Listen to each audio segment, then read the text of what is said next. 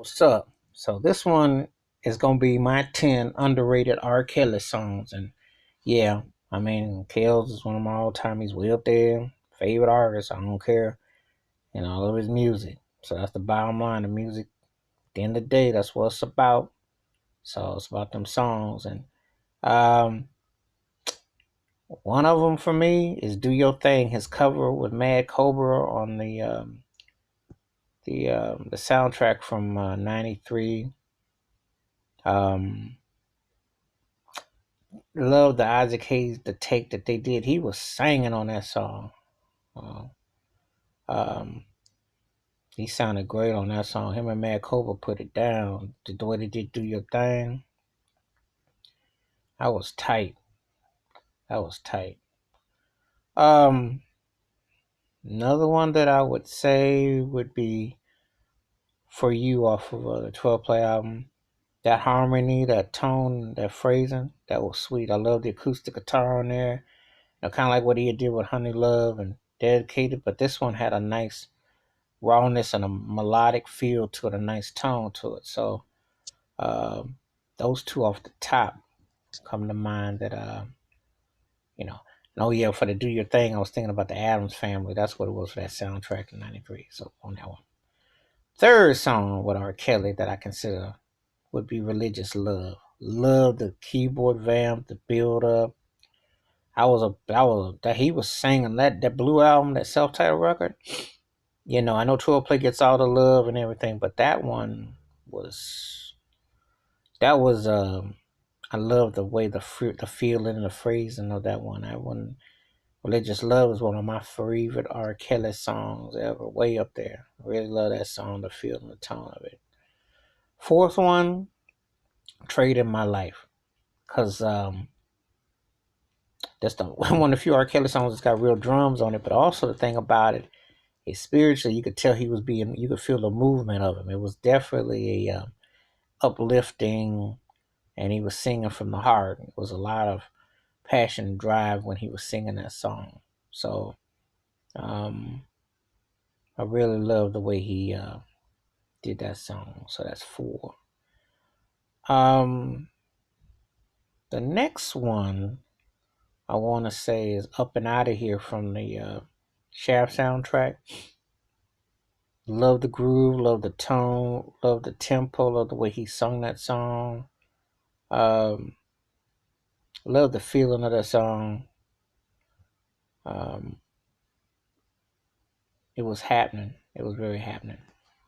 That was I love the soulfulness of it, channeling Isaac Hayes what he do. Because that's the thing about R. Kelly. One of his best gifts is that he can mimic and take on somebody, but yet he's got his own signature and style with it. So that's probably that's about four right there at the top. Um, the next one is probably "We Ride" from his R double album '98. And he did this collab uh with Cam and Jay Z. Jigga was on the hook, but uh R. Kelly on the "We Ride," that was nice. I mean, like, that had the nice soothing feel to it. And it wasn't like going what you would think, but it had a nice change in there, and his voice was very stunning on that cut. I always liked that cut. And now it's like sometimes with him, that's when the mark of a great songwriter, because you can sit there and hear them songs, and it's like, man, that could have been a hit on another record. And R. Kelly got those kind of material that you sit there and you're thinking, wow, that would have been a hit on another record. Um, the next song that I think that's underrated about R. Kelly catalog is "The Greatest Sex." I love the way the track starts off, and the lyrical metaphor, and the way he insinuates and it builds up, and then he pulls back with it. And that song has a real, like, the way that the chords and the chorus is real nice and melodic.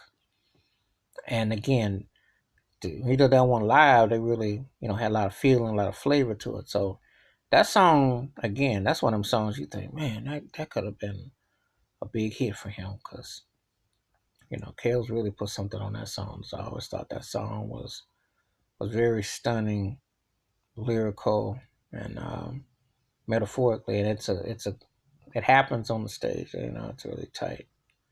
The next one, I don't mean it. I like both versions. Um, the regular version, I like the Donnie Lyles with the guitar part, like how that comes in and feels. But then the remix with that bass be booming, and they both have tone and feel. You're thinking, man, that could have been a big song like on another record. Cause I mean, that's very soulful, and he was definitely stirring the wounds or whatever he was going through, what have you. That's a cut. So I don't mean it. I could take the original or the remix. They both tight, but that would be that. Next song I want to say is "I'll Never Leave." That's off the Chocolate Factory album. That thing was potent.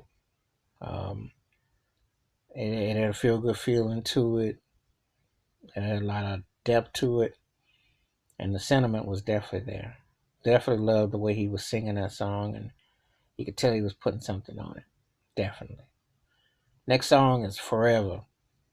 That was one of his songs that he was channeling old school and the guitar and the way he was getting into it. And when he hit that chorus, you know, love the line when it said maybe 12 kids and take out the garbage. And he was singing and he just does forever and ever. And I'm like, see, that's the part of R. Kelly that if you, people who get his music, that's the part right there that you're just like, yeah, that is soulful. That hits your ear. That's very much on point. I mean, that was very moving. Um, Another on the radar Kelly song, my personal opinion, is the original "Step in the Name of Love," which was on the uh, Loveland album. Um, the original "Slow Down," and you hear the guitar and the nuances and how the tone and the phrasing. But that was very nice. I mean, it had a nice melody, melodic, and it was slowed down, and it was something else.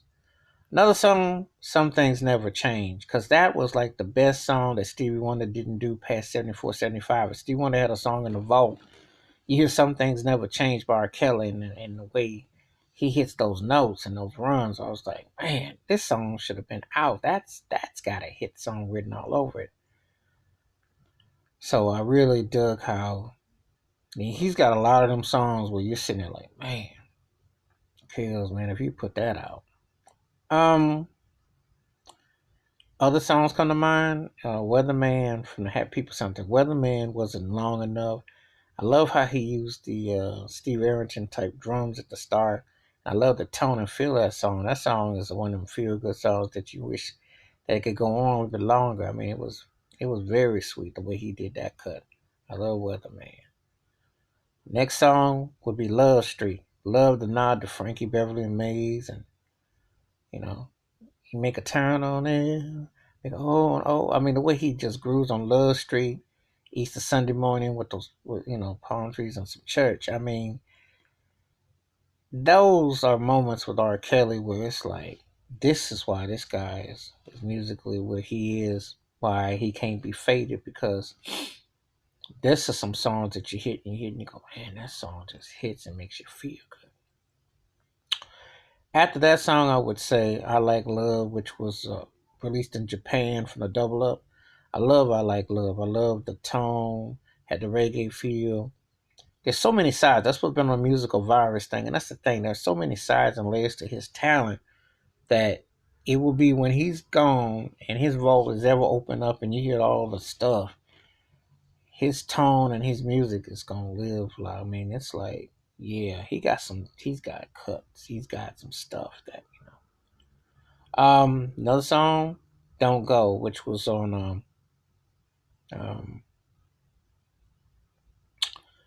the song was from the Dad's Little Girl soundtrack,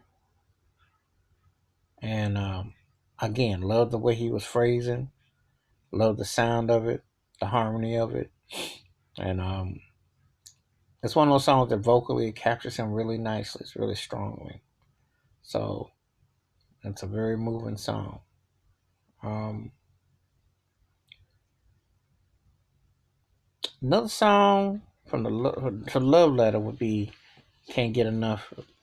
Love the harmony of it. Love the way he was, the sentiment of it, um, and the way he was singing that song. That was one of them songs that you're sitting there and you just like really feeling what he's saying. It's like one of those songs that um, very moving. And another one last song that I'm gonna say is just like that. I love that bass and I love that groove from the Love Letter. And I'm thinking, man, that on another album or somewhere else, that would have been a big hit. So that's my R. Kelly 10 underrated. All right, peace.